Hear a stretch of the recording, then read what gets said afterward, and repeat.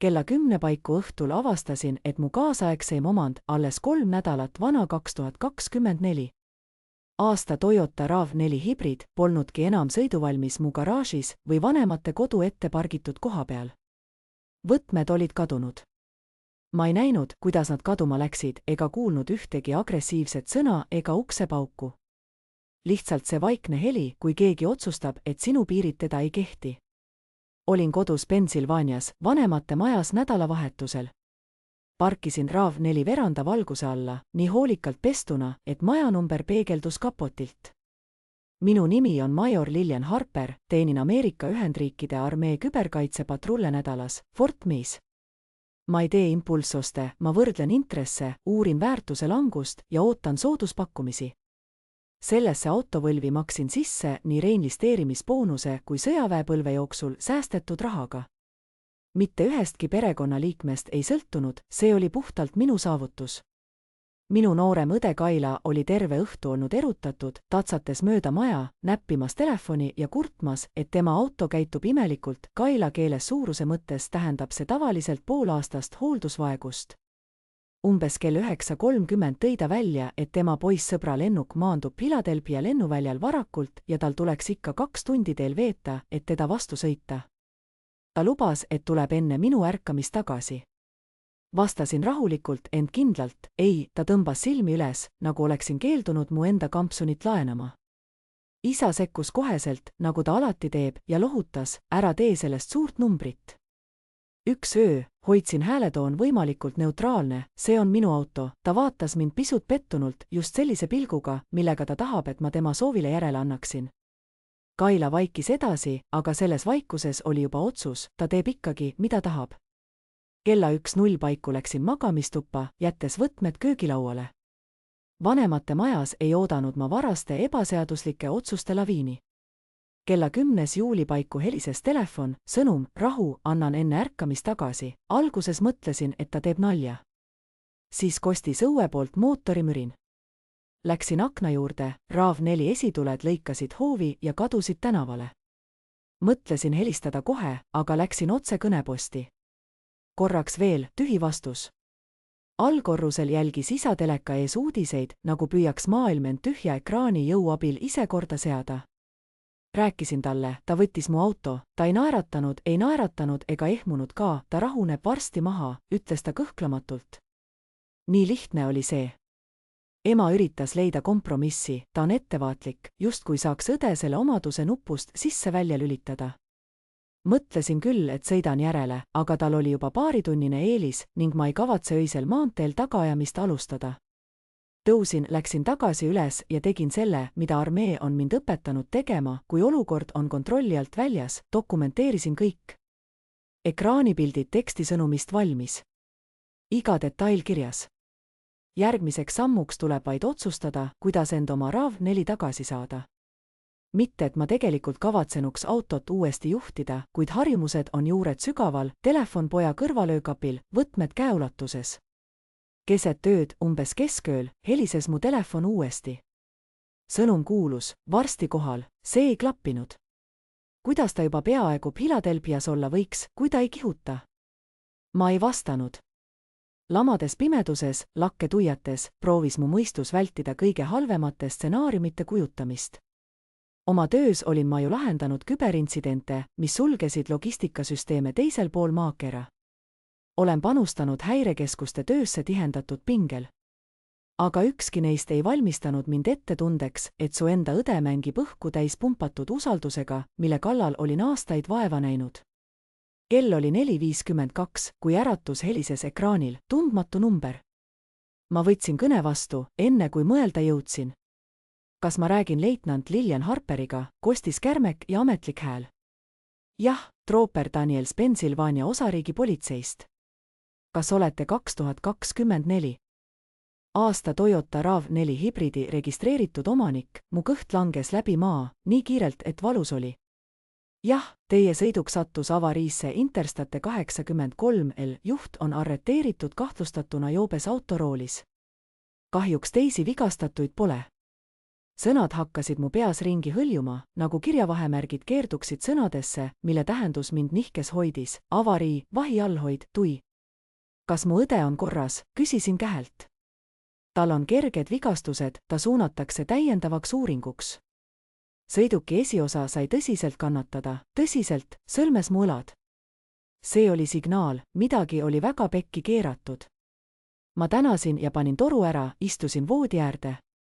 Allkorrusel hõõrus isa võtmeid, ta pidi ka kõne saanud olema. Kööki astudes seisis ta juba laua ääres, roosakas valgus põranda kohal. Ta lõhkus selle ära, lausus ta laisalt, nagu oleks meil aias printer katki läinud. Me ei vahetanud sõnagi, ronisime autosse ja sõitsime haiglasse. Esimesed hommikused kiired alles kiskusid taevahalli kangas tagasi. Kisingeri meditsiinikeskuse erakorralises toas ootas meid katkise rüübikuga voodi ja hõbedane kardin. Kaila istus seal randmekaitsme ja tuhmiks pisardunud ripsmeduši all, tema napsutatud pilk vältis mu silmi. Ukse juures seisis trooper Daniels, kes tuvastas verealkomeetri näidult 0,10, õiguslik piir on 0,08. Mu õde ilmselt lootis õnnega pooleks läbi lipsata. Ole midagi hullu, porgendas ta norgu. Politseinik jäi rääkima, sõiduk tundub olevat täielik kaotus. Kiirus oli kiirteel vägagi kõrge, traatpiirdega sai kohtumine ägedam kui soovitav, täielik kaotus, 3 sõna, mis kustutasid aastad, mil olin oma elu rassinud. Isa ei küsinud kohe autost ega alkoholist. Ta vaatas läbi mind, justkui üritaks näha selles purunenud kehas ja purunenud reeglis ka oma tütre vanemat õde. Selles hetkes tabasin end ühe mõtte juurest, ta peab selle eest mind süüdistama. Kui ma oleksin vaid öelnud jah. Kui oleksin võtmed üle andnud, teinud elu kergemaks. Kaila ei vabandanud, ei seletanud, mõtlesin, et saan hakkama, kostis ta alles. Need 2 sõna jälle, saada hakkama. Trooper küsis otse, kas tal oli teie luba sõidukit juhtida, isa vastas enne mind, ta on ju pereliige, politseinik pööras pilgu minu poole. Daam, jäi õhku küsimus, millele ma alles pidin vastama. Päikesetõus valgustas haigla aknast sisse, aga meie peas kõlas vaid üks raske tõe küsimus. Värske auto mässas kusagil -83 ääres piirdepostis, kerge kõikumisega kinni keeratud nagu purunenud lootus. Politseinik, täiesti rahulik ja väsimatult võttetäitvaid blankette täitev mees, vaatas mulle otse silma ja küsis, kas tal oli sõiduki juhtimise õigus. Toas, traatõrnast voodist kerkides, pomises Kaila kahtlevalt, tema summutus padja alla nutta või naerda. Isa astus sammukese ettepoole, nagu võiks see lähenemine muuta reaalsust, ta on ju mu tütar, kordas ta ägedamalt.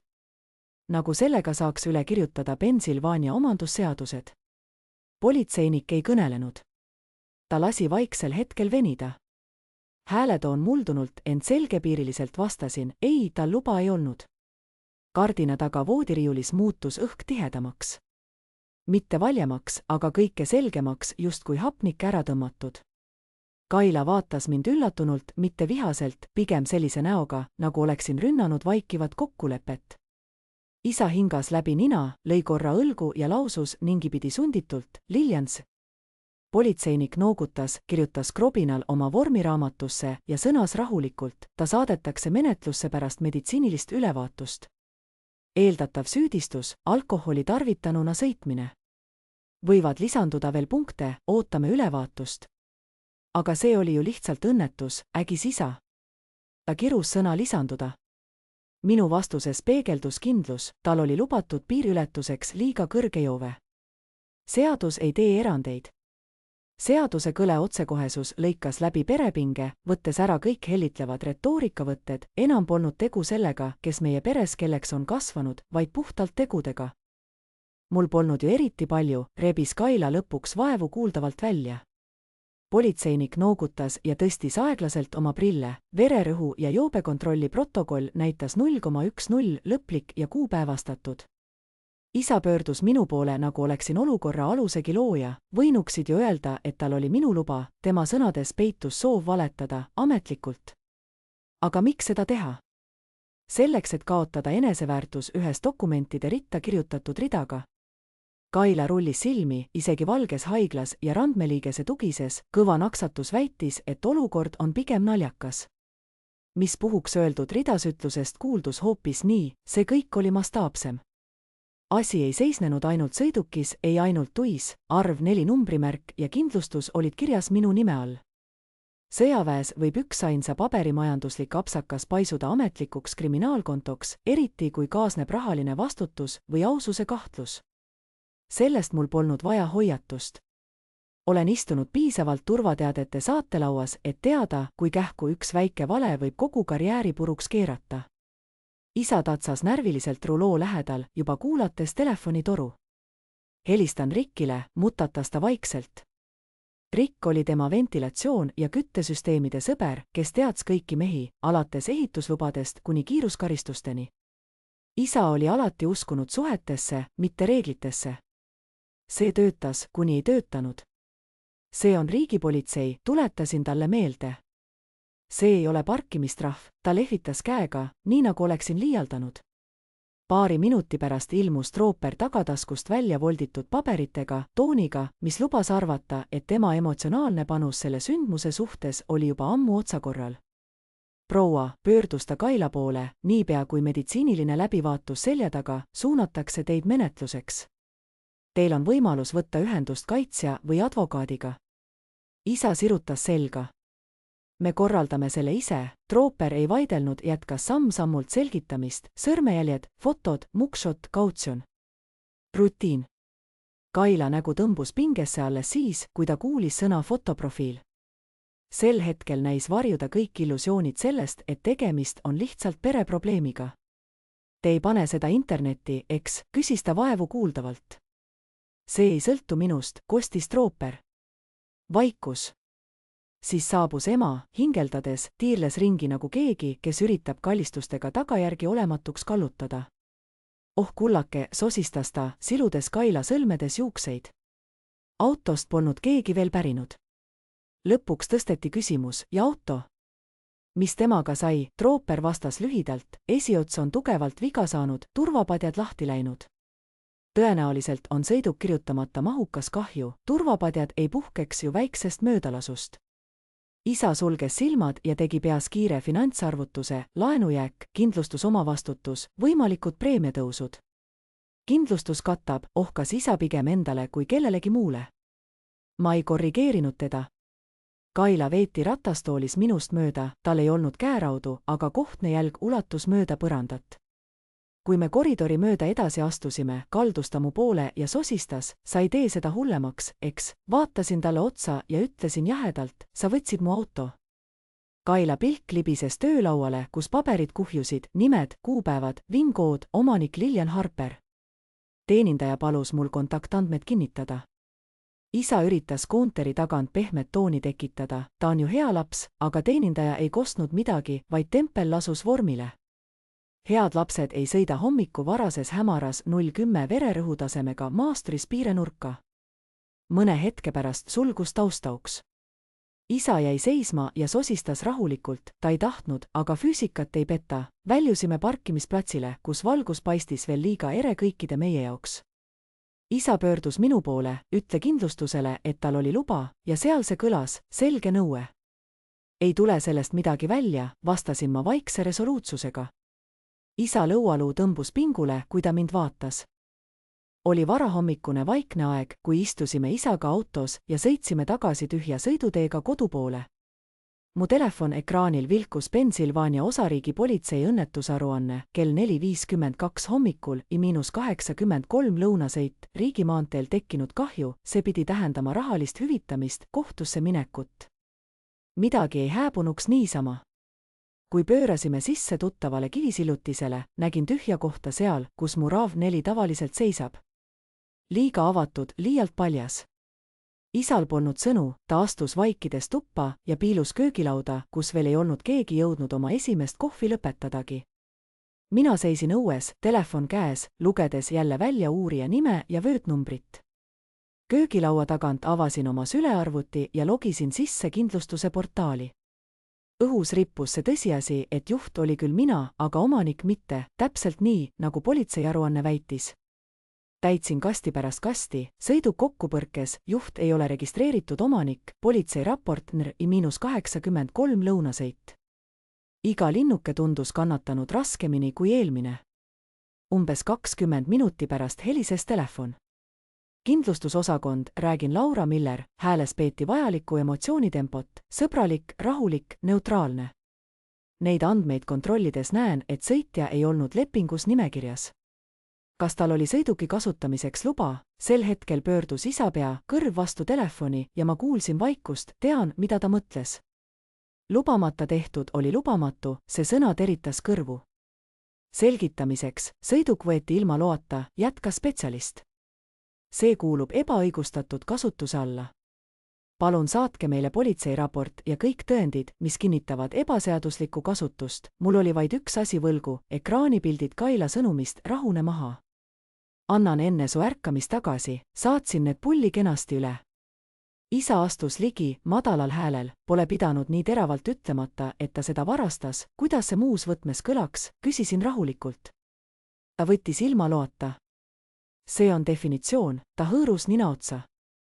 Sa teed sellest suurema loo, kui vaja. Ei tee, vastasin, kui kindlustuse nõustaja uuesti helistas. Olukord on politsei kaasamise tõttu keerulisem, kuid võib-olla langeb see täiustatud katvuse alla ebaõigustatud kasutuse tõttu. Peame siiski ülevaatuse lõpule viima, professionaalne, selge, jääkülm. Kui toru maha panin, raputas isapead, võisid ju öelda, et ta lihtsalt laenas. Ma sulgesin arvutikaane nii aeglaselt, et tundus, nagu aeg ise peatuks. Kui ütlen, et tal oli luba, muudaksin kogu avalduse valeks, sõnastasin lihtsalt tõde. Sa ei satu vangi üheainsa sõna pärast, nõudis isa. See ei ole vangla küsimus, ütlesin ühtlase häälega ja tõstsin pilgu köögiaknast tuppa, kus kohvitassid alles kõikusid vaiksel laual. Mõnikord ei seisne õigsus vaid sõnades, vaid otsuses jääda truuks tegelikkusele. Kõrgeima salastatusastmega lubastuse teema keerles meie kodus nagu ootamatu pööris. Isa ei saanud päris täpselt aru, mida see top secret clearance endast kujutab, aga ta teadis, et armee ei mängi aususe piirimängu hallides toonides. Igal aastal istun ma kuulamas loenguid rahalistest kohustustest, välissuhetest ja juriidilistest juhtumitest, kui midagi varjata, tuleb sellest teavitada. Väikesed valed paisuvad ruttu suurteks probleemideks ja seekord ei olnud miski väike. Sirvisin oma telefoni poliitikadokumente, igasugune seotus õigusliku uurimisega, kaasa arvatud tsiviilvastutus või kriminaaluurimisega seotud seos, peab jõudma raportini 72 tunni jooksul. Mina pean teatama, sest minu nimele on registreeritud auto, minu tütre auto sattus joobesõiduga juhtunuks.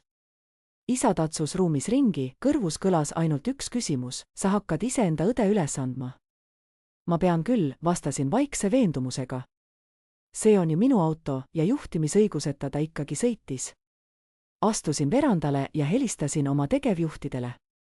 Teisel helinil kostus jah, härra. Ma pean teavitama intsidendist, ütlesin. Mu auto sattus eile öösel joobesõiduga kokkupõrke osaliseks. Mina ei olnud juhis, juht oli mu õde, kellel ei olnud selleks luba. 2-sekundiline vaikus, mitte jahmunud, vaid asja töötlev vaikimine. Mõistan, kostis siis hääl. Kas keegi sai vigastada? Ei hukkus keegi, õel on paar väiksemat kriimu ja vastu pidurdatud äärekivi sai viga. Saada mulle enne tööpäeva lõppu politseiaruanne ja kirjalik ülevaade. Me suuname selles 2 osakonda läbivaatamiseks.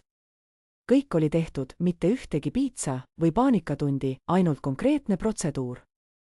Suletud raamistiku külm loogika tõmbas mu rinnast õrna koorma ära, mitte selleks, et olukord oleks paranenud, vaid et nüüd kuulus see reeglite alla, mitte inimtunde sekka. Isa tuli tagasi verandalauale ja pihkas, sa ei oleks pidanud armeed sellesse segama. Ma ei seganud, vastasin rahulikult. Õnnetus viis nad siia. Majas kõlas ema telefonikõne, kus ta koondas jõud vanglataotluse ja kautsjoni eest. Kaila aeglaselt registreeriti ja majanduse pool lõi kohe välja, omavastutuse summa, võimaliku kindlustustasu tõus, pukseerimine ja hoiustamistasu.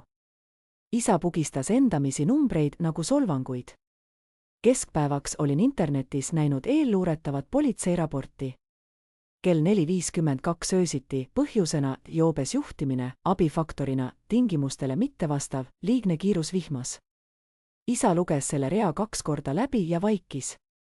Umbes kell 1 õhtul helistas kindlustusspetsialist. Oleme dokumendid läbi vaadanud.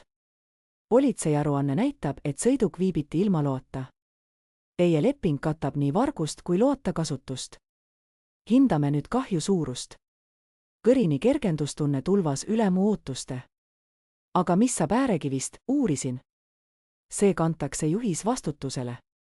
Kuna kasutus oli loata, ei laiene see teie isiklikule kindlustusele. Tõlkes, Kaila vastutab iseenda tegude eest. Isa kuulis piisavalt, et aru saada, kuhu asi kisub. Tal pole selleks raha, sosistas ta vaikselt. See ei ole minu otsus, vastasin ma rahulikult. Pärast õnnetust polnud tema pinge enam minu suunas, vaid arvudesse, mis üksteise otsa kuhjusid. Hilisel pärastlõunal sõitsin autotõrjeplatsile. Raav 4 nägi seal kurvalt välja, esiots oli sisse vajunud, turvapadjad paisunud ja esiklaas ämblikuvõrgu sarnaste prahtidega triibuline. Seisin hetkeks lähedal ja lasin endal seda kõike tunnetada. Ei viha, ei kättemaksu, lihtsalt kaotus. Platsi töötaja ulatas mulle pastaka ja kirjutus lauaplaadi. Oled sa omanik, küsis ta, pilk viltu vajunud kerepiirkonda. Jah, tõesti kõvasti lõi, höratas ta. Ma noogutasin ja märkasin endalt üht selget arusaamist, kõik ei läinud rappa sellepärast, et ma tõtt rääkisin, vaid seepärast, et Kaila oli kogu elu eeldanud, et ma valetaksin ja seekord see eeldus püsiski. 2 päeva pärast saabus ametlik süüdistus, joobes juhtimine, üldine võimetus autot juhtida, sõidukiloata kasutamine ja riigivara kahjustamine. Just teine rida raputas olukorra algusest peale tasakaalust välja. Isa oli endale kinnitanud, et see jääb lihtsaks joobesõiduks, trahvid, kursused, juhtimisõiguse peatamine. Valus, aga talutav õppetund, millest 5 aasta pärast nalja saab. Aga sõidukiloata kasutamine tähendas, et riik ei näinud siin suguluste mäsu, vaid kriminaaljuurdlust. See sõnum ja minu kirjeldus olid otsustavad. Samal pärastlõunal helistas Kaila maakonna menetlusosakonnast, numbrit oli varjatud. Nad ütlevad, et ma varastasin auto, alustas ta ja kiirustas kohe selgitama, sa võtsid selle ilma loata. Arvasin, et rahuned maha, rahu. Ma ütlesin sulle, et ei, kostsin ma tagasi. Ma ei murdnud sisse, sa lihtsalt ignoreerisid mind, vaikus venis pingeliselt. Sa oleks võinud kindlustusele öelda, et mul oli luba, lausub ta madalamal toonil. See oleks pettus, poleks olnud, sõnasin ma, ta puhkas sügavalt välja. Kas sa mind aidata ei kavatse, küsis ta vaikselt. Sa sõitsid purjus peaga, meenutasin ma ja vestlus oli lõppenud. Järgmisel hommikul helises isa pangaarve, kaitsja tagatisraha $18,000 kadus koheselt advokaadi kontole. Ma vaatasin, kuidas ta kirjutas tšeki köögilaual, samal laual, kust Kaila mu võtmed üles korjas. Tšeki kirjutades minu suunas pilku ei pööranudki. Advokaadi nimeks oli Martin Reyes, 10 aastat 40ndate järel, praktiline ja otsekohene. Tema kontor lõhnas kohvist ja paberist. Ta lehitses ülevõtudokumene ja ütles Kailale otse, 0,10 joove on juhtimiskõlbmatuse puhul hallatav. Esiteks kord on abiks. Aga loata kasutamine teeb olukorra keerulisemaks, isa kallutas pea lugupidavalt. See ju oli tema õe auto, teatas ta. Reyes noogutas, täpselt, tal polnud selleks luba. Täpselt selles ongi probleem, Kaila tõmbas käed risti ette ja kurtis, see on ju naeruväärne.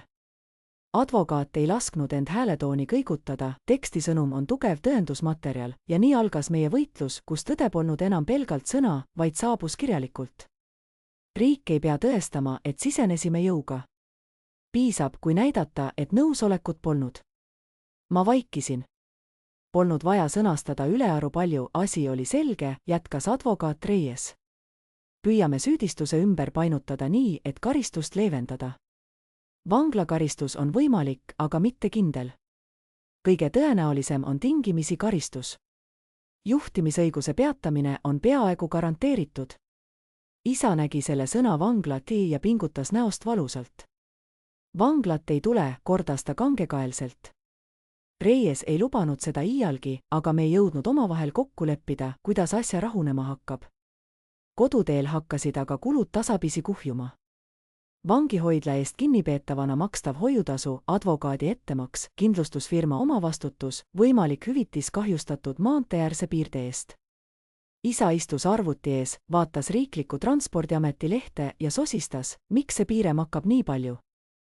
Sest teras ja tööjõud ei ole tasuta, kostis ta iseendale vastuseks. 4 päeva hiljem tuli kindlustusfirmast ametlik teade, mu RAV-i tunnistati täielikuks mahajätuseks. Pakuti turuväärtust miinus omavastutus ja ma võtsin pakkumise vastu.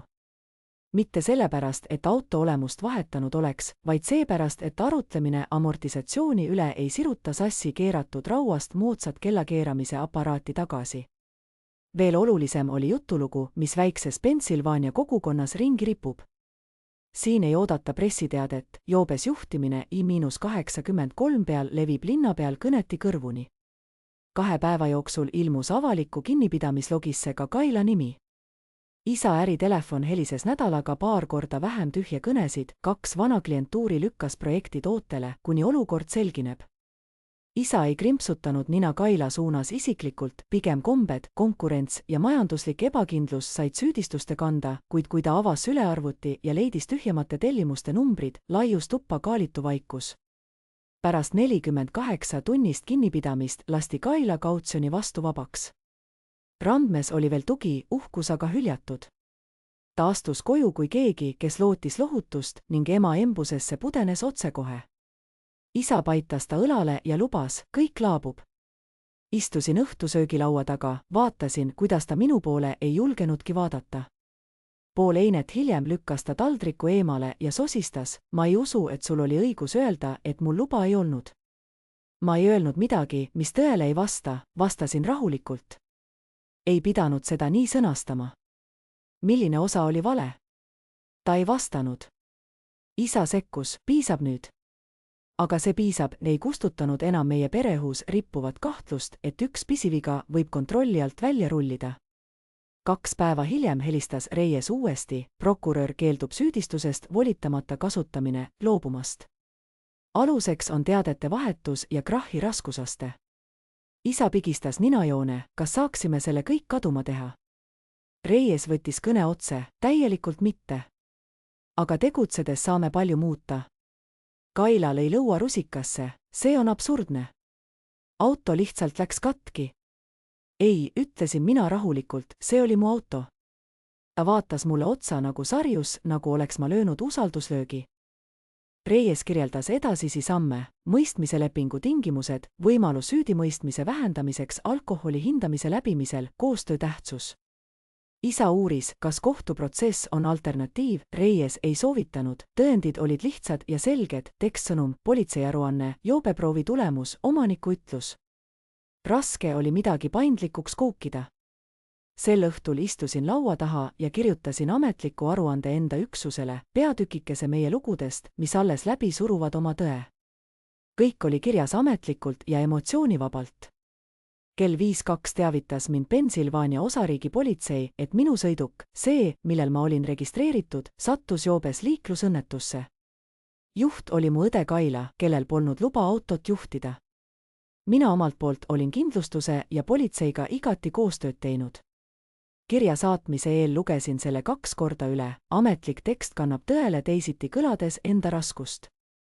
Õhtul, kui kõne oli unustatud, lappas Kaila koridoris mööda minust.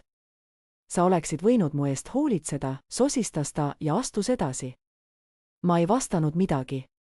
Tõe lihtsus seisnes selles, et olin teda kogu elu kaitsnud, seekord ei õnnestunud. Pärast lõunapausi helistas Martin Reyes, samal ajal kui vaatasin sülearvutist välja harjutuste graafikut. Tema hääles oli stabiilsust, aga tuttav tooni varjund oli kadunud. Riigiprokuratuurile saabus täna hommikul täiendav info, teatas ta. See puudutab varasemat juhtumit, kus osales Kaila. Elutoas jäid isa jalgu keerama. Mis juhtum, küsis ta äkitselt. Reyes ei pehmendanud, parklaõnnetus 2 aastat tagasi. Sularahatehing, kindlustusse ei pöördutud, tuba muutus vait, iga sõna kippus raskemaks. Kui vaatasin Kailale otsa, ei paistnud ta üllatunud. Isa köhis, püüdes olukorrale kaalutluse anda. See oli ju tühine kriimustus, mumises ta. Reyes jätkas, hääles selgus, sõiduki omanik säilitas kõik tõendid, pangaülekande kinnitus, tekstsõnumid. Ta pöördus prokuratuuri alles nüüd, kui nägi tuiaruannet, Kaila nägu tõmbus tõsiseks. Ta sai ju raha kätte, kostis ta. Jah, vastas Reyes, aga makse ei kustuta teie käitumist. mälestused kerkisid esile tükikaupa, 2 aastat tagasi mainis Kaila restoraniparklas tekkinud kriipsu. Isa oli öösel mitu tundi kadunud ja naastes väitis vaikselt, see on korda aetud, mida see siis tähendas, ei julgenud ma kunagi küsida. Reyes lahti harutas asjaolud, eelmine juhtum ei võimalda eriastme süüdistust, sest aeg on möödas, ent see näitab mustrit, riskikäitumist ja privaatseid kokkuleppeid. Isa lõualuud pinguldusid. Ja nüüd, pärisin. Prokuratuur ei ole enam nõus leppimisega minna, sõnas Reyes. Nad näevad korduvat rikkumist. Kaila hüppas diivanilt püsti, ma ei olnud joobes, ütles ta. See pole siin küsimus, rahustas Reyes. Oluline on, et tekitasite varalist kahju, lahkusite kohalt ja maksite siis suletud uste taga. Kaila vaatas isale, aga isa ei julgenud silmi kohendada. Edasi kogunesid faktid kiiresti kokku. 2 aastat tagasi tabanud Lexuse omanik säilitas vestluste ekraanipilte ja pangaülekande tõendi. Kui täna ilmus online aruandes Kaila nimi, pani ta kõik kokku. Isa käsi libises näolt alla, igaüks peab oma asjadega tegelema, käratas ta. Reyes raputas pead, prokuratuuri vaatevinklist on see nende asi. Kaila tallas tuba ees tagasi. See on hullumeelsus. See oli vaid kriimustus, Reyes jäi rahulikuks, te lahkusite sündmuskohalt seni, kuni omanik teid peatama tuli, Kaila hõõrus tühja laavit. Aga see pole nii olnud, hakkas ta protestima, ent loo lõpp oli juba paigas, kordumine, varjatud tehing ja nüüd ähvardav kohtuväljaanne. Ma vaikisin. Mitte seetõttu, et mul poleks mõtteid, vaid Bekause nüüd ei olnud tegemist tõlgendamisega, vaid faktide fikseerimisega. Rey liikus rutiinselt praktiliste küsimuste juurde, prokurör saatis selge märguande, vabaduse kaotus on nüüd laual lühiajaliselt, aga päris tõsiselt. Neid selles roolis polnud enam väikselt vähendatud leebuse argumente, eelmised pehmendused ei pidanud vastu. Isa vaatas nukralt põrandale. Me maksime talle, sosistas ta. Jah, vastas Rehea ja tõstis pilgu, aga see makse on nüüd tõend. Vaikus laienes ruumis nagu õhuke udu. Maja näis veelgi kitsam, õhk raskem. Kaila lippas edasi-tagasi nagu puurilind. Lõpuks seiskus ta äkki ukselävel ja pöördus minu poole, sa ütlesid neile sellest, eks? Ei, vastasin rahulikult. Sa mäletad infot, seda nimetataksegi mäluks. Tema silmad kitsenesid. Süüdistus ripub õhus, sa tahtsidki, et see ilmsiks tuleks. Ma ei tõmmanud 3. sõrmeküünaltki. Sa sõitsid purjus peaga, ütlesin. Isa astus me vahele sõnadega, piisab. Kuid dünaamika oli muutunud. Aastate jooksul olid Kaila vead kadunud rahasse ja lähedusse, isa kirjutas tšekke, ema tasandas kõnelusi, mina jäin eemale. Seekord oli paberirada aga mööda ametlikku arhiivi liigunud.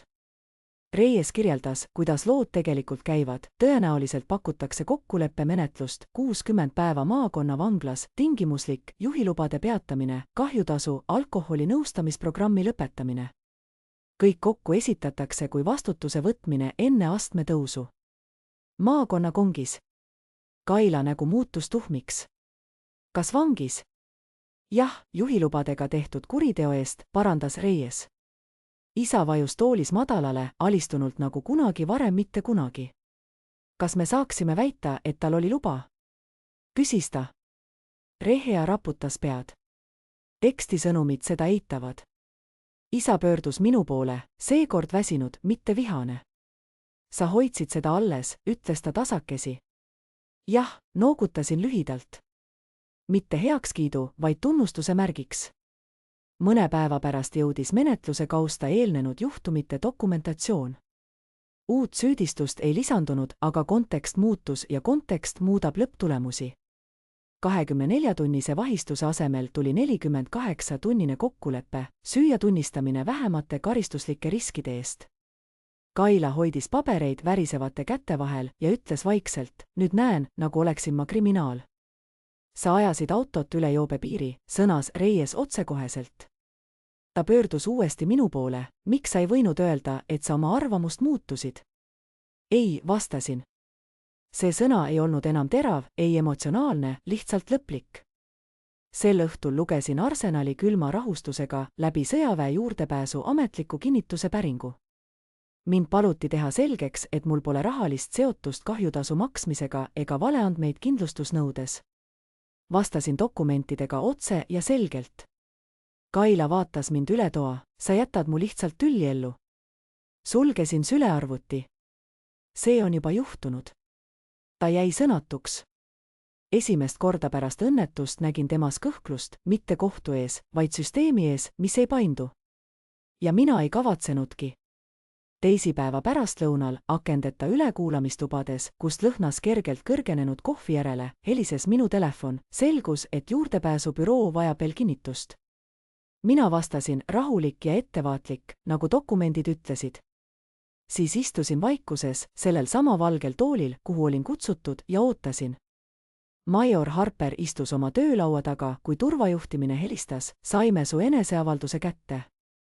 Peame läbi viima rutiinse ülevaatuse, rutiinne ülevaatus, 2 sõna, mis võivad iga salastatud loakandja südame kiiremini põksuma panna. Mõistan, vastasin ja leppisime hommikuse kohtumise kokku. Õhtul viibisin kontoris kauem.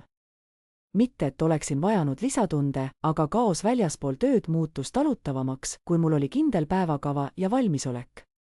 Kirjutasin lõpuni haavatavuse hindamise aruande ja lahkusin alles siis, kui klahvid vaikima jäid. Hommikul kõndisin turvaosakonda dokumendifoldersid kaasas kandes, politseiaruanne, kindlustusvahetus, tekstsõnumi sõrmejäljed, tehtud ekraanipildid, minu juba esitatud ütlus. Turvaametnik Kaldvel, kes oli selles ametis olnud kauem kui mina vormiriietuses, ei olnud huvitatud mingist draamast. Ta avas kausta ja alustas faktidest. Sa ei viibinud sündmuskohal. Õige. Sa ei lubanud sõiduki kasutamist. Samuti õige. Teavitasid juhtunust 72 tunni jooksul. Jah. Ta noogutas, vaatas mind tähelepanelikult. Kas said kindlustushüvitisest mingit rahalist kasu? Ei. Kas esitasid politseile või kindlustusele valeandmeid? Ei. Ta taas vaatas mind, sirutas käepastaka järele ja kirjutas, pereliikmete juriidiline kaasatus võib tekitada survepunkte. Ta küsis rahulikult, kas sind on survestatud oma ütlust muutma? Jah, tunnistasin. Ta jätkas, kelle poolt, mu isa, muutsid sa ütlust? Ei, ta klappis kausta kokku. Põhinedes esitatud dokumentidel ei näi see mõjutavat su sobivust. Jätka kõigi tagasimaksete või kohtuprotsesside edasiste arengute teavitamist. Ülevaatus lõppes ilma fooritulede, ilma ähvardusteta. Lihtsalt tõestuse jõud. Kui astusin koridori, läks telefon vibreerima. Kaila, lubasin helinal helisema jääda, enne kui vastasin. Nad pakuvad 60 päeva maakonnas, ütles ta ägedalt. See on oodatud piirides, vastasin rahulikult. Ta haaras ärevalt õhku sisse, oodatud. Sa räägid sellest nagu tööaja muutusest. Räägin nagu juriidilisest protsessist, parandasin. Nad kasutavad vanade juhtumite mustrit 2 aasta tagust. Teadsid sellest ju, teadsin, et midagi juhtus, aga detailid. Vaikus. Kui ma nüüd nõusoleku avalduse esitan, jääb see 60 päevaks. Kui venitan, tõstetakse karistust, selleks on sul ju advokaat, vastasin lihtsasti. See ei rahuldanud teda. Sa ei vihastu üldse, pahandas Kaila. See ei ole karjumise koht, rahustasin. On vahe. Kaila hääl muutus vaoshoitumaks, isa arvab, et kui sa prokuröriga helistad ja selgitad, tema hääles oli lootus. Ei, ütlesin kindlalt. Nii see ei käi, tema meelest on autoriteet äraütlemata võim. Minu maailmas on see vastutus. Kui kõne lõppes, vaatasin oma kontoris ukse taha rippuvatele sinistele vormiriietele. Need olid pressitud ja ootamas järgmist tseremooniat, viimased tõendid minu läbi kriipseldamata teenistuste eest. Mõtlesin, millist distsipliini ja puhtust nõuab tee kõrgemale auastmele, tee, mis peab vastu ka kõige karmimates kontrollides. Pikki aastaid olid nad mõõtnud, hinnanud ja raporteid kirjutanud, läbinisti ausate inimeste korduv koolitus ja väljaõpe, nulltolerants igasuguse ebaaususe suhtes. Mitte hirmsate karistustega, vaid järjekindlalt ja pelgalt tõsiasju taludes. Sel õhtul helistas isa. Kätte said oma hinnangu? Jah, sain. Kõik on korras. Ta vaikis sekundi, siis ütles vaikselt. Selle kõigega oleksid võinud hakkama saamata jätta. Ei, vastasin rahulikult. Temaga oleks võinud. Isa ei vaielnud. Ta vahetas teemat, niimoodi teeb ta siis, kui tegelikkus hakkab liiga lähedale suruma. Äri käib sel nädalal aeglaselt, kõlas Morni häälega. 2 lepingut on seisma pandud. Pole suurt midagi. Ta reageeris vaikselt, nagu kaitseks mind. Mis pole suur asi, aga palgad makstakse ikka. Ütles, et ta ei süüdista teda, kuigi raske oli uskuda, et ta mind ei süüdista. Sel samal nädalavahetusel istus Kaila köögilaua ääres, peas kiri ja lepingud, pakkumine, mis lubas 60 päeva maakonnavanglas, 4-aastase tingimisi karistuse, 1,5 aastat juhtimisõiguse peatamist, alkoholiravi, riigile tekkinud kahju hüvituse ning lõppkokkuvõttes ilma kriminaalkaristuseta, kõik seda pehmendatud kahju ohjamise vormis. Ma astusin sisse ja tema pilk tabas mind. Sa tõesti lepid sellega? Mul pole seda käes hoida, olin külm. Sa oleksid võinud tingimusi leebemalt sõnastada. Isa lõi nõudepesuvette nurgaga.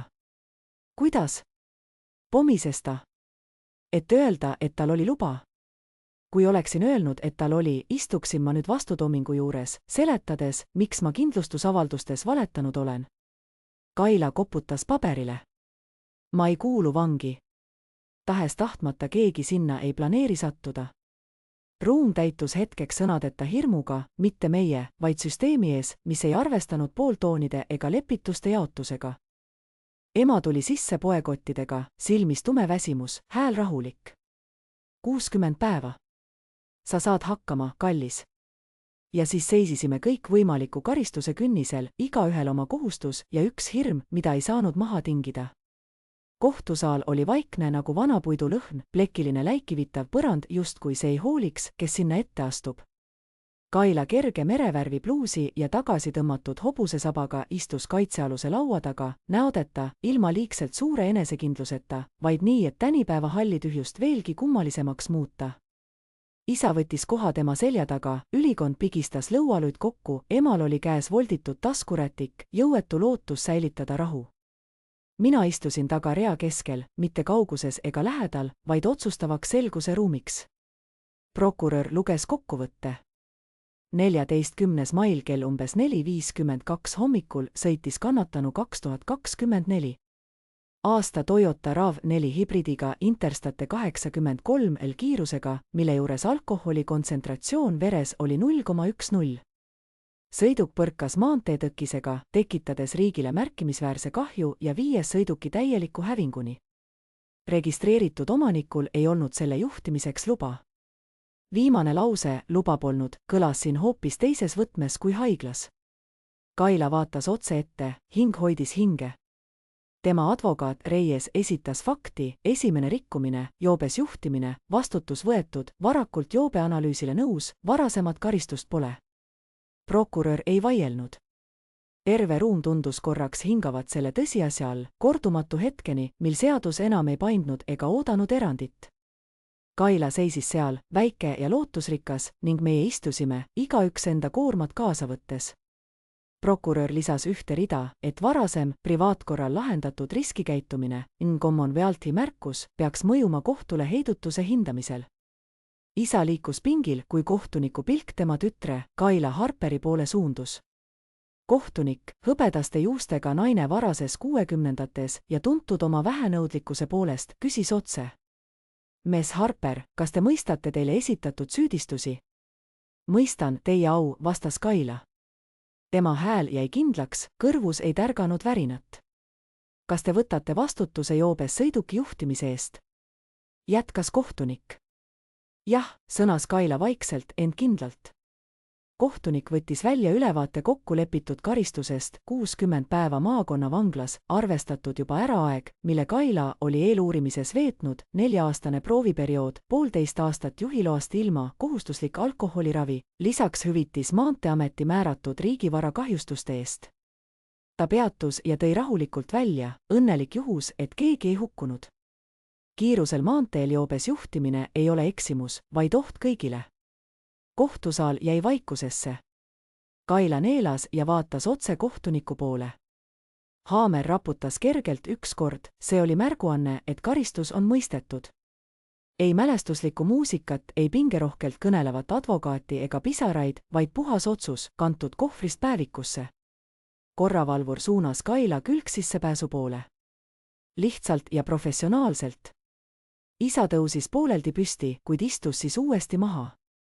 Kaila heitis veel korra üle õla pilgu rahvahulgale, ema, isa, lõpuks mina. Silmside ei olnud süüdistav, pigem teadlik. Siis ta kadus ustest väljapoole. Ema hingas välja alles pärast tunniajast pinget, justkui oleks esimese korda tõeliselt õhku võtnud. Isa jäi veel istuma, mõtted kisendasid tema peas. Väljas, kohtumaja ees, oli päike liiga ere. Isa parandas lipsu, justkui see oleks teda alt vedanud, 60 päeva, sosistas ta endale. Ta ei pea vastu 60 päeva, möönis ta vaevu kuuldavalt. Aga peab, ütlesin ma lühidalt. Isa vaatas mulle teravalt otsa, sa ei tea sellest midagi. Ma ei vaielnud, aga ei rahustanud teda ka. Ema seisis meie vahel, püüdes kahel jalal hoida nii lootust kui hirmu. Saime siiski kergemini, sosistas ta. Võib-olla oleks võinud olla teine auto, teine pere, teine tragöödia. Isa võttis telefoni ja hakkas jälle numbreid arvutama, advokaaditasud, tööpäevade kadu. See maksab meeletult, ütles ta vaigelt. See ongi juba makstud, vastasin ma hiljem samal päeval saabus elektrooniline hinnang Pendotilt, $12,436 piirdeaja asenduseks ja tööjõukuludeks. Isa vahtis numbreid ekraanil pikka aega, siis saatis arve edasi Kaila advokaadile. Õhtuks kodus tundus kõik võõras. Kaila tuba oli just nii segane, nagu ta selle lähtekohta jättis, toolile visatud riided, öölaual pooltäis vett sisaldav pudel. Ema voltis pesu, mis tegelikult voltimist ei vajanud. Isa tatsas mööda koridori. Mina istusin köögileti ääres ja lugesin meili oma pataljoni ülemalt, tõusnud auastmega määrus jõustub järgmise kuu algusest. Kohtuasjast polnud sõnagi. Ainult üks hoiatuspainutus salvestatud kõrgemas auastmes teenimiseks. Kinnitasin vaid seda auastet, mille Kaila oli omandanud juba mitu kuud tagasi, sulgesin e-kirja ja lasin mõttel endas vaikida. Isa astus kööki, toetus lakke ja vaatas mind. Ta pole kunagi nii kaua kodust eemal olnud, sõnas ta. Mina ka mitte, vastasin vaikselt. Isa jäi vaikseks. Meie vahe polnud distantsis, vaid distsipliinis. Hiljem samal õhtul helistas Kaila kinnipidamisasutusest. Suhtlus oli jälgitud ja tema hääl helises pehmemalt kui kunagi varem. Võtsid mu kontsapaelad ära, sosistas ta peaaegu uskumatuses. See on standardprotseduur, ütlesin rahulikult. Keegi pole erand, ta ootas hetkeseisakut, siis lisas, arvasin, et sa astud vahele, ma ei vastanud kohe. Ma astusin eemale, ütlesin lõpuks. Vaikus täitis kõnevahe. Ei vastik, lihtsalt tõeline. Pärast 10-minutilist juttu vajusid meie hingetõmbed rütmi ja heli kustus. Aknast vaadates nägin tühja sõiduteed. Esimest korda nädalate jooksul ei liikunud ühtki paberit, ei kärginud hääli ega oodanud otsuseid. Oli vaid vaikuse kandev kaal. Ilmnes, et maja tundub ilma Kailata hoopis väiksem, mitte vaiksem, vaid kitsam. Ema liikus köögis kui keegi, kes kardaks millegi habrast ümber lükata. Isa aga peitis end tihedamini oma kabinetti, poolikord kinni, ekraanil vilkusid tabelid. 60 päeva, kõlas see kiirustades napilt, aga elades venis nagu igavik. Nädal pärast kohtusaali saatis vangla välja ametliku hüvitusarve, $12,436 maksegraafiku kinnitamiseni 90 päeva jooksul. Isa luges selle 3 korda läbi ja ütles iseenesestmõistetavalt, mina maksan, ema vaatas otse talle silma ja vaikis. Kaubanduslepingud jäid ootama, mitte katkestatud, vaid pausile pandud. Isa pisike, 8-liikmeline kliimaseadmete ettevõte ei suutnud puhata vana maineta. See taastub, lubas ta ühel õhtul kalendrit vaadates, kuid ma märkasin, et ta ei räägi enam laiendustest ega uuest teenusbussist. Ema läks jälle hambakliinikusse osalise ajaga tööle, 3 hommikut nädalas, midagi, mida ta poleks varem kunagi ette kujutanud. Ma tahan aidata, lausus ta isa proteste vaigistades. Aitamine sai uue tähenduse. Kaila helistas iga paari päeva tagant. Esimene nädal ta mõtles, et kohtleb kõiki süüdi olevatena. Sest sa oled ju vanglas, vastasin ma tasa. Teisel nädalal kostis väsimus, sunдэratamine kell 5 hommikul, toast läbi käivad valvurid kogu öö. Sa ei pea selgitama, kuidas süsteem töötab, puhkas ta sügavalt. Aga ma ei püüdnud teda parandada, vaid lihtsalt meenutada, et reaalsus ei peene pehme poes missioonitundena ümber sõbruneda lase. Isa kandis esimesed 2 nädalat salaja Kaila kontole raha. Ema sai aru pangaväljavõttest ja ütles rahulikult, sa ei saa seda jätkata. Ta peab õppima, mis vabaduse hinnaks on, ta on elus, kostis ema ja selles lihtsas lauses peitus lootus. Esimene kord, kui nägin teda vastu tõuget tegemas, oli peen, aga selgesti tajutav. Tööl hoidsin oma eraelu alati tugevalt eraldi, ei pikki, emotsionaalseid vestlusi koridorides, ei hunnikut lahti pakkimata südamevalusid. Mu edutamise paberid liigusid vaikides ringlusesse ja peagi ilmus minu nimi omasuguste nimekirja, Major Harper. See auaste ei tulnud kingiks pärast peredraamatit, vaid oli välja teenitud juba ammu enne, kui Kaila mu võtmeid üldse puutus. Isa märkas ajastust kohe, sa saad edutuse ajal, kui ta vanglas on, ütles ta ühel õhtul, pigem märkuse kui süüdistusena. Ma noogutasin. Jah. See oli pigem eraldumine kui triumf. 4. nädalal muutus Kaila kõnehääl, vähem kaitsev, kahtlevam. Suutke härra puhastada kõike, kurts ta, ka seda, mis pole tema oma. Nii see jagatud ruumides käibki, vastasin ma ütlesin seda peaaegu kaastundlikult, sest ma ju teadsin, et Kaila ei kavandanud tagajärgi, vaid andestust.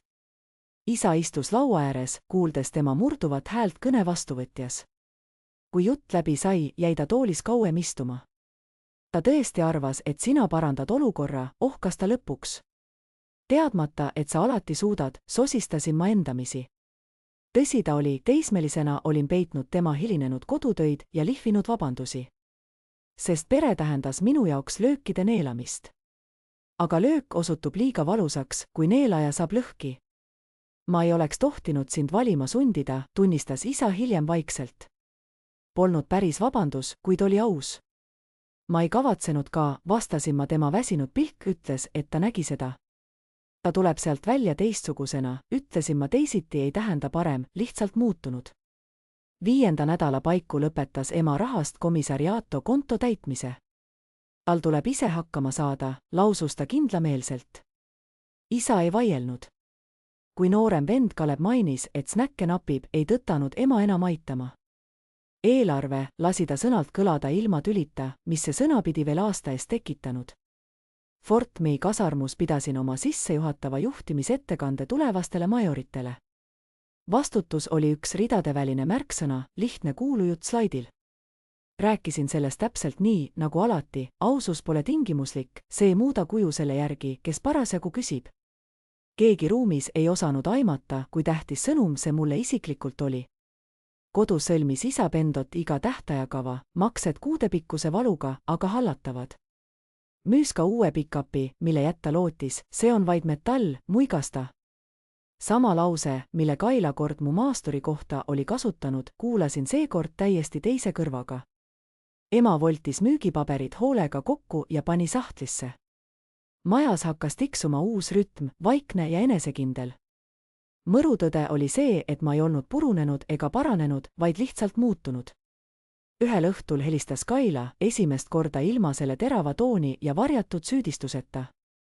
Ma ei arvanud, et tagajärjed nii jõuliselt saabuvad, aga nad ei teata kunagi ette, nad tulevad lihtsalt. Mu autokoha ees oli tühjus, kus kunagi istus mu RAV4. Valgus terendas poritiibadelt, maast ma jagu ei võtnud. Seistes vormis, sirge seljaga, kuulasin, kuidas mu ülema hääl kõlas kompaktse jõuga, Major Lillian Harper. Ta loeb mu nime salvestusse armeesekretäri käsul. Ei olnud orkestrit, ei lavavalgustust, lihtsalt kamraadid ja ülemad, kes teavad, mida tähendab astuda uue auastme tasemele. Kui ülema sõrmed hõlmasid tammepuulehest pleki külge, tundus see märksa raskem, kui olin kujutlenud. See polnud pelgalt metafor, tõeline, külm metall pintseldatud mu univormi südame kohal, iga krõmpsuv tiht oli märk aastatest, mis ei jõua kunagi sotsiaalmeediasse, hindamistest, lähetustest, otsustest. Tseremoonia järel raputas mu ülema mind kindlalt käest.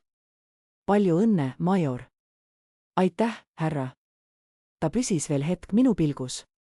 ausus loeb, sosistas ta ja sellega piirdus kõik, ei sõnagi mu eest, ei viidet sellele, kui õigel ajal ma end üles andsin. Armee ei pööra pilku kõrvale, vaid vaatab otse, hindab ja liigub edasi. Kui käitud nii, nagu kohane, on selgus kaitstud. Õhtul sõitsin koju uue RAV4-ga. Kindlustus hüvitas kahju ja võimaldas soetada uue, sama mudel, sama varustus, peaaegu oldi täpne koopia, nii et harjumuspärane roolipidamine tuli kiirelt taas meelde. Mu vanemate majajaos seisis isa verandal, kummardas mu sõiduki poole ja pühkis pilgu rinnamärgile. Nüüd on ametlik, ütles ta lihtsalt. Jah, vastasin ja tema vaikne noogutus oli nagu heakskiit, mis ei vajanud sõnu.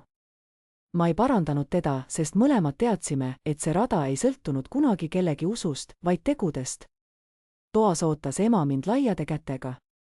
Ta embas mind kõvasti. Ma olen sinu üle uhke, sosistas ta ja ma tundsin, kuidas kogu pinges süda vaibus.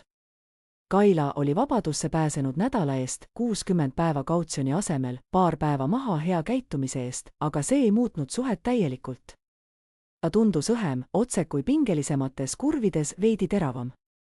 Köögilaual oli virn dokumente, kohtujärgne järelevalve, tingimisi alkoholi nõustamine, ühiskondlikult kasulik töö, kõik kohustused, mis teda edaspidi saadavad. Tõmbasin jope seljast ja riputasin selle tooli seljatoele. Sa näed teisiti välja, ütles Kaila. See on auaste, vastasin ma naerunurgas. Ei, pole see, kostis tema vaikne veto. Ta ei eksinud, midagi meie vahel oli muutunud. Mitte viha, ei kaugenemine, vaid uus tasakaal. Isa valas 3 klaasi jääteed, justkui tähistaksime mingit tavapärast perepäeva. Ta tõstis klaasi mu poole. Major Harper, sosistas ta ja Kaila koputas oma klaasiga mu omale. Palju õnne, kostis ilma nooti irooniasse või teravusse. Õhtu viimastel hetkedel astus Kaila minuga koos õue. Päike langes madalalt, värvides taevast pehmeks pensilvaanialikaks oranžiks. Ta vaatas mu poole, hääl oli vaikne. Sa ei kaotanud midagi, eks? Ma naeratasin pisut kurvalt. Ei, vastasin. Ma arvasin, et kui ma seni vaikima jään, siis see sulle haiget teeb. See oleks tegelt nii olnud, kui oleksin valetanud. Ta tõstis pilgu autole, siis tagasi mulle. Mõlemad teadsime, et tõde oli ainus tee edasi. Ma arvasin alati, et reeglid on paindlikud, vangutas Kaila pead. Mõnes paigas tõesti, vastasin mina, aga mitte seal, kus mina töötan, ta hingas lühidalt sisse. Vanglas vaadatakse su voodi üle iga hommik. Kui lina pole piisavalt pingul, pead üle tegema. See on distsipliin. Häirib, jah, aga annab struktuuri. Ta heitis mulle külje pealt pilgu, mis justkui ütles, kutsud mind sinnasamasse kaltsu. Ei kutsu, vaikisin. Vaikus vajus meie vahele ja muutus peaaegu käegakatsutavaks.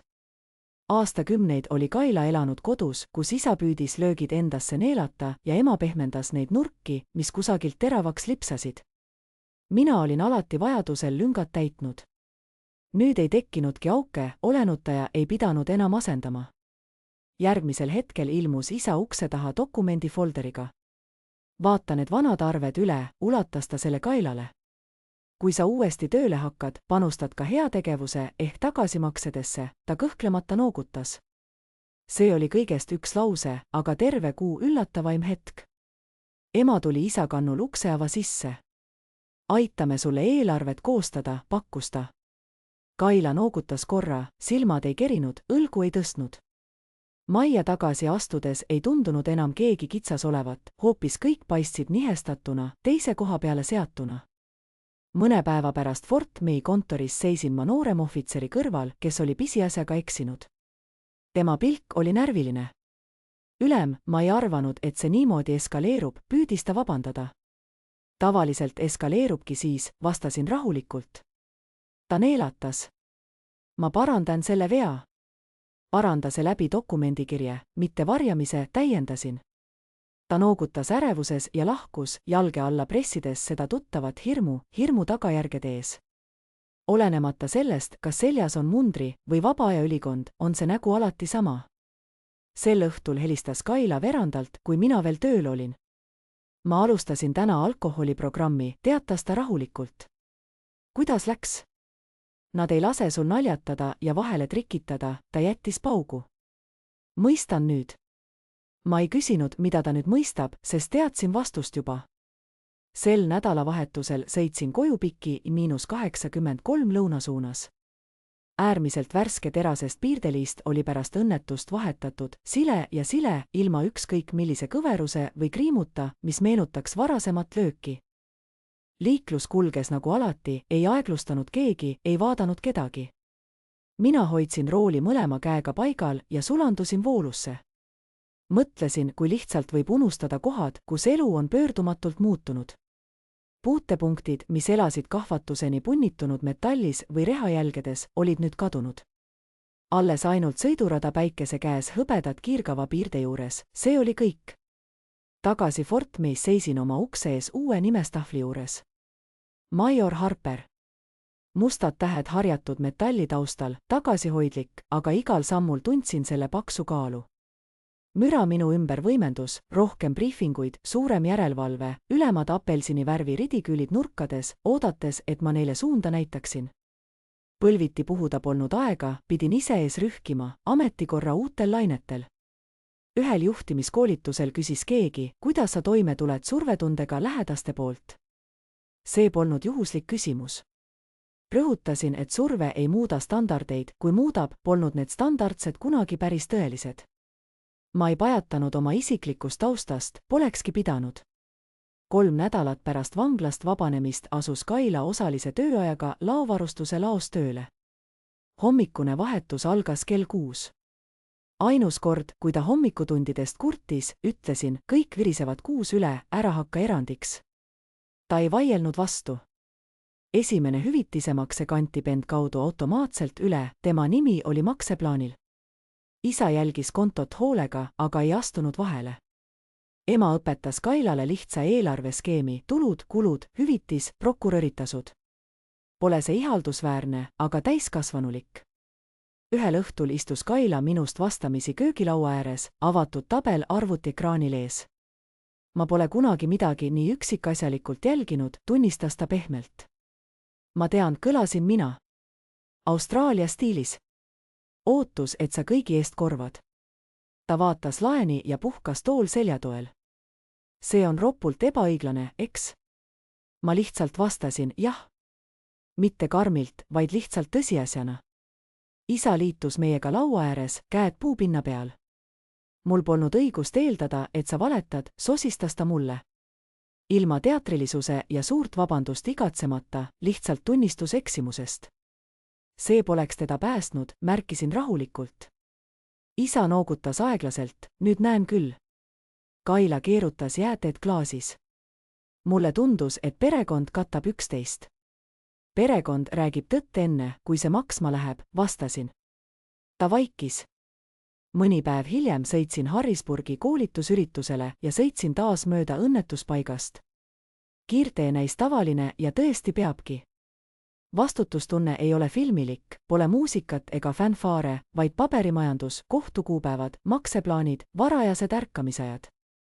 Sõjavägi kinnitas mu ümberpaigutuse Virginia ringlusele, edutamises laiema vastutusega ametikoht. Kodus ei teinud ma sellest suurt numbrit, ütlesin lihtsalt õhtusöögil, algab järgmine staž sinna. Tubli, sosistas ema. Isa noogutas. Kaila pööras teed klaasis ja kuivas hääles märkis, sa ju lahkud ikka. Nii see töö on, vastasin. Ta vaatas mind hetke, lisades siis, aga ma ei ole selles enam pahane. Ma ei küsinud, mida ta silmas pidas, mõnel asjal pole vaja selgitavat järelküsitlust. Enne järgmisele raportkuupäevale minekut seisin Kailaga sõidutee ääres. Uus RAV4 seisis täpselt seal, kus esimene oli olnud. Ta libistas kätt kapotile. Ma ei mõelnud kunagi, mis see sulle maksis, ütles ta vaikse kõhklusega. See maksis sulle rohkem, kostsin.